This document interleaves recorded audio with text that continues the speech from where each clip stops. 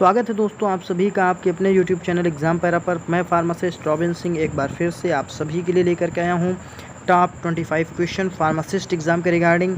आप कोई भी फार्मासिस्ट का एग्ज़ाम देने चले जाएं, चाहे वो सेंट्रल का हो या स्टेट का हो, MP का हो, UP का हो, राजस्थान का हो, किसी भी स्टेट का हो, ESIC का हो, रेलवे का हो, कोई भी फार्मासिस्ट का एग्ज़ाम आप देने जाते हैं तो आपको इनसे जो है क्वेश्चंस मिलेंगे देखने के लिए। ये जो सीरीज़ चल रही है अपने यहाँ टॉप 25 की, तो शुरू करेंगे हम अपना आज का पहला क्वेश्चन। ज़्यादा देर नहीं करेंगे। देखिए हमारा पहला क्वेश्चन क्या कह रहा है, और सारे के सारे क्वेश्चंस जो है इंपॉर्टेंट हैं। Following are used to detect antibody except. देखिए एंटीबॉडी को डिटेक्ट करने के लिए, एंटीबॉडी को पहचानने के लिए इतने सारे टेस्ट में से कौन सा टेस्ट नहीं होता है? तो आप बताएंगे कोगुलेज टेस्ट। कोगुलेज टेस्ट जो है एंटीबॉडी को डिटेक्ट करने के लिए नहीं होता है। कौन कौन से टेस्ट होते हैं? कॉम्प्लीमेंट फिक्सेशन होता है, हीमोग्लूटिनेशन इनहिबिशन होता है, इनडायरेक्ट इम्यूनोफ्लोरेसेंस। तो ये 3 तरीके के टेस्ट होते हैं। कौन कौन से होते हैं आपके सामने है कि कॉम्प्लीमेंट फिक्सेशन होता है एंटीबॉडी को डिटेक्ट करने के लिए, हीमोग्लूटिनेशन इनहिबिशन होता है, इनडायरेक्ट इम्यूनोफ्लोरेसेंस होता है। ये 3 टेस्ट होते हैं एंटीबॉडी को डिटेक्ट करने के लिए, लेकिन कोगुलेज टेस्ट एंटीबॉडी को डिटेक्ट करने के लिए नहीं होता है। फिर हम लोग अगले क्वेश्चन की तरफ बढ़ेंगे। हमारा अगला क्वेश्चन क्या कह रहा है?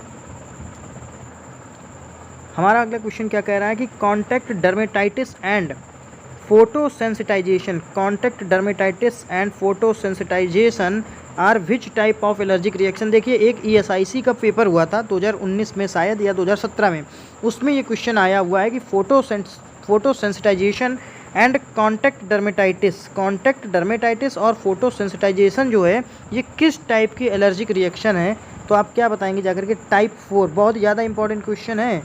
टाइप 4 कैटेगरी की कॉन्टैक्ट डर्मेटाइटिस और फोटोसेंसिटाइजेशन, ये टाइप 4 कैटेगरी की एलर्जिक रिएक्शन होती हैं। फिर क्वेश्चन नंबर 3 की तरफ चलेंगे। देखिए बहुत ही अच्छा क्वेश्चन है, बहुत ही शानदार क्वेश्चन है। कह रहा वेरिसिला zoster is the causative organism for. तो वैसे तो वेरिसिला जोस्टर चिकन पॉक्स के लिए होता है, आप लोग सभी लोग जानते हैं, लेकिन इसको जो है कहीं कहीं आपको दे देंगे हर्प्स। तो हर्प्स एक पूरा ग्रुप है ना। चिकन पॉक्स हो गया, स्मॉल पॉक्स हो गया, इस तरीके से।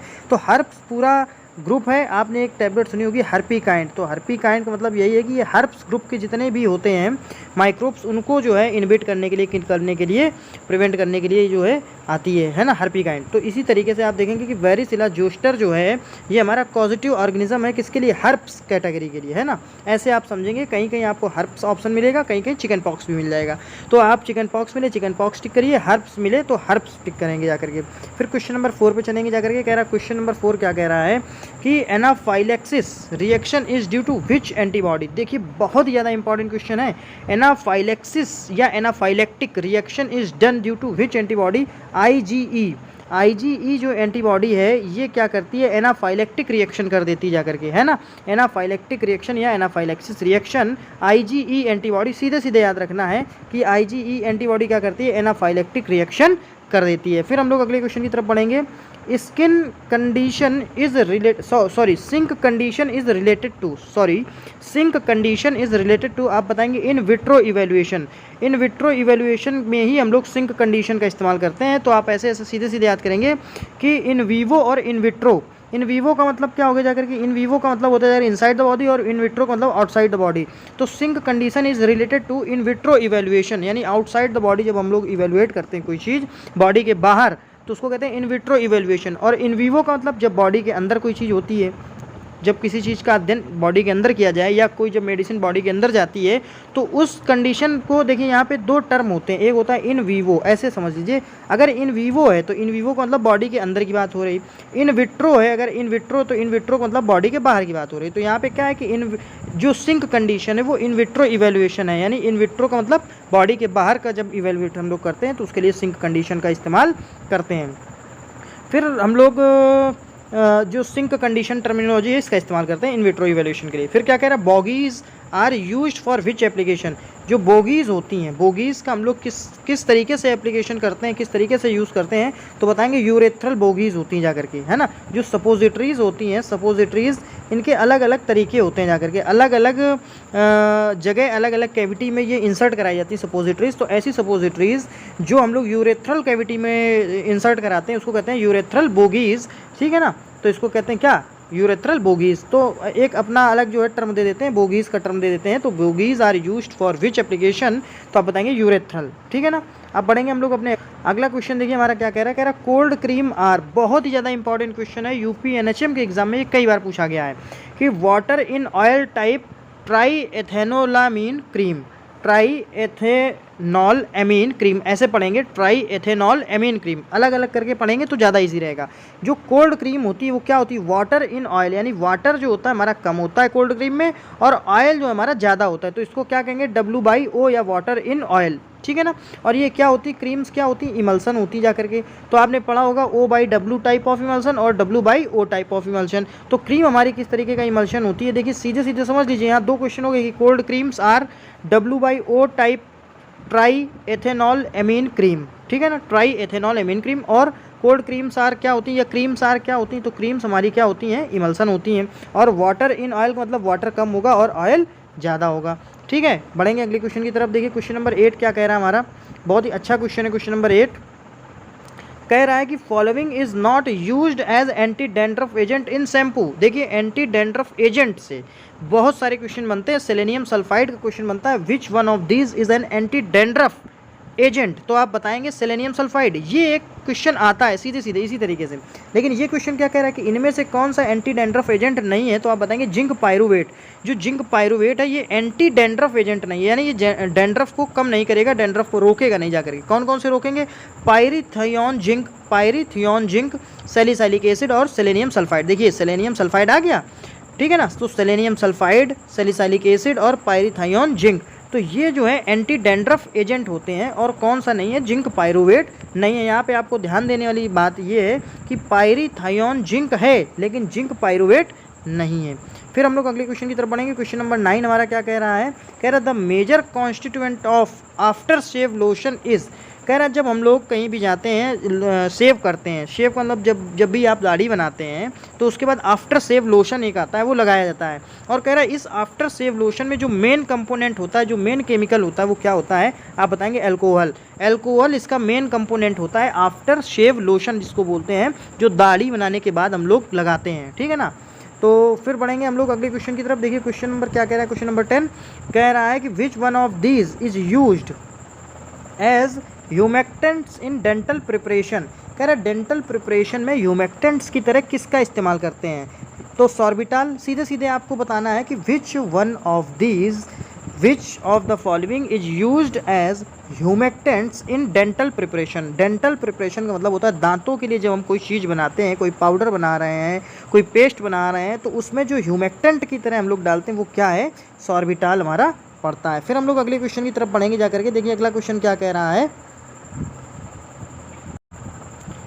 देखिए अगला क्वेश्चन हमारा क्या कह रहा है, कह रहा है yield value is indicative of. जो यील्ड वैल्यू होती है वो किसका इंडिकेशन देती है, तो आप बताएंगे फोर्स ऑफ फ्लॉकुलेशन। ठीक है, इसको सीधे सीधे याद करना है, yield value is indicative of force of flocculation.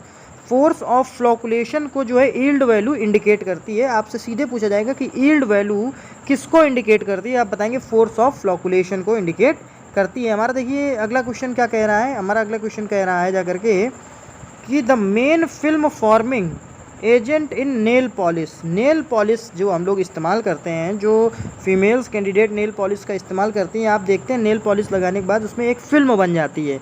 तो ये वही कह रहा है कि the main film forming agent in nail polish is, आप बताएंगे नाइट्रोसेलुलोज।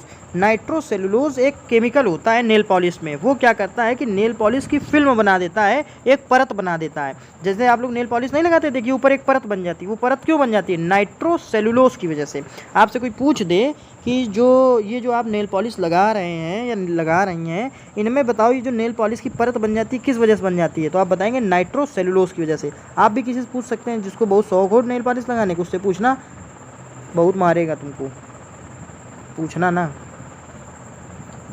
देखिए अगला क्वेश्चन क्या कह रहा है, कह रहा है sequestrants are included in the shampoo. देखिए शैम्पू में सिक्वेस्ट्रेंट्स एक सब्सटेंस होते हैं, एक कैटेगरी होती है सिक्वेस्ट्रेंट्स की, ये इंक्लूड किए जाते हैं शैम्पू में किस वजह से, form complex with metal ion in shampoo and prevent formation of insoluble salt. देखो जो सिक्वेस्ट्रेंट होते हैं ये शैम्पू में हम लोग इसलिए डालते हैं कि जो हमारा शैम्पू है वो जो है कॉम्प्लेक्स फॉर्म में बना रहे, ठीक है, जो चिपचिपा टाइप का होता है वो बना रहे विद मेटल आयन, जो मेटल के आयन्स होते हैं उनके साथ में, और ये जो हमारा शैम्पू है ये जाकर के इनसोल्यूबल साल्ट में कन्वर्ट ना हो। ऐसा ना हो कि हमारा ये जो हमने एक पैकेट में शैम्पू लिया ये जो अभी लिक्विड फॉर्म में है, चिपचिपे फॉर्म में है, ये इसी फॉर्म में बना रहा है, ये ऐसा ना हो जाए कि इसको हम लोग हाथ में लें, ठीक है, हम लोग हाथ को रगड़ें इसको लेकर के और पता चला ये जो है इससे जो है जो फेना छूटना चाहिए वो छूट ही नहीं रहा है, ऐसे समझिए, है ना। तो इनसोल्यूबल ना हो जाए, मतलब ऐसा ना हो कि ये घुले ही ना। कुल मिलाकर के देसी लैंग्वेज में जो मैं बता रहा हूँ वो आप समझिए कि ये शैम्पू हमारा प्रॉपर घुल जाए, है ना, प्रॉपर घुल जाए, ऐसा ना हो कि ये घुलना ही बंद हो जाए, इनसोल्यूबल हो जाए। इनसोल्यूबल का मतलब ये पानी में घुले ही ना, ठीक है ना। इसी वजह से हम लोग सिक्वेस्ट्रेंट्स का जो है ऐड करते हैं जाकर के इसमें शैम्पू में। सिक्वेस्ट्रेंट्स किस वजह से? Form complex with metal ion in shampoo and prevent formation of insoluble salt, यानी हमारा शैम्पू जो है इनसोल्यूबल साल्ट में ना बना रहे, इस वजह से उसको इनसोल्यूबल साल्ट में कन्वर्ट होने से बचाता है और साथ ही साथ कॉम्प्लेक्स को बनाए रखता है, ठीक है ना। फिर देखिए अगला क्वेश्चन क्या कह रहा है, depilatories are substance which, depilatories are substance, सीधे सीधे पूछता है कि डेपिलेटरीज जो होता है वो क्या है, डेपिलेटरीज क्या होती हैं, तो आप बताएंगे remove hair without removing skin. आपने देखा होगा कई सारी क्रीमें आती हैं जो क्या करती हैं, बॉडी से हेयर को रिमूव कर देती हैं, ठीक। अब अगर आप समझिए अगर वही क्रीम अगर बॉडी से हेयर को तो रिमूव कर रही, साथ ही साथ अगर कहीं स्किन को रिमूव कर दे तब, ठीक है ना, तो ऐसा तो नहीं होता है। तो आप समझिए कि डेपिलेटरीज क्या होती है, डेपिलेटरीज क्या करती हैं कि स्किन से हेयर जो होते हैं उनको रिमूव कर देती है, ठीक है ना। बस इतना ही याद रखना है, विदाउट रिमूविंग स्किन, यानी बिना स्किन को रिमूव किए केवल हेयर्स को रिमूव करती हैं, उसको क्या कहते हैं, डेपिलेटरीज, ठीक है। डेपिलेटरीज ये टेक्निकल टर्म है।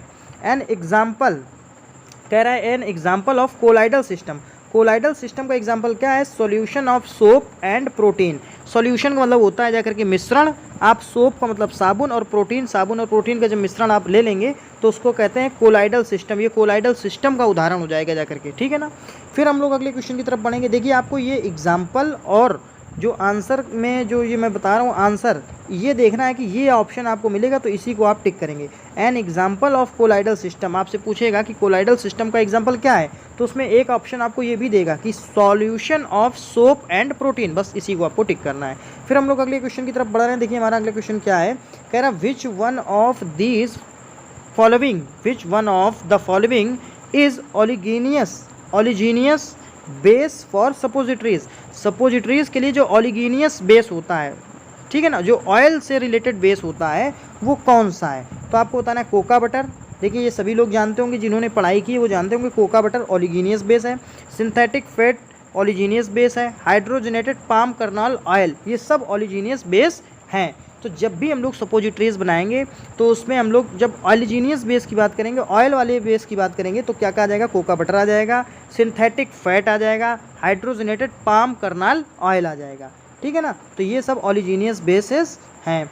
फिर हम लोग अगले क्वेश्चन की तरफ बढ़ते हैं। क्वेश्चन नंबर 17 हमारा क्या कह रहा है, कह रहा है कि what is added in nail polish preparation to improve flexibility and elastic power.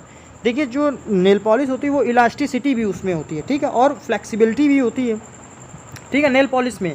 तो वो किस वजह से होती है, dibutyl phthalate, dibutyl phthalate की वजह से जो नेल पॉलिश होती है वो फ्लेक्सिबिलिटी भी होती है उसमें और इलास्टिसिटी भी होती है। तो ये हमारा है कि व्हाट इज़ एडेड, क्या हम लोग ऐड करते हैं नेल पॉलिश में, नेल पॉलिश को बनाते समय जो इम्प्रूव कर देता है, जो बढ़ाता है उसकी फ्लेक्सिबिलिटी को और उसकी इलास्टिसिटी को, ठीक है ना, तो वो होता है डाई ब्यूटाइल थैलेट।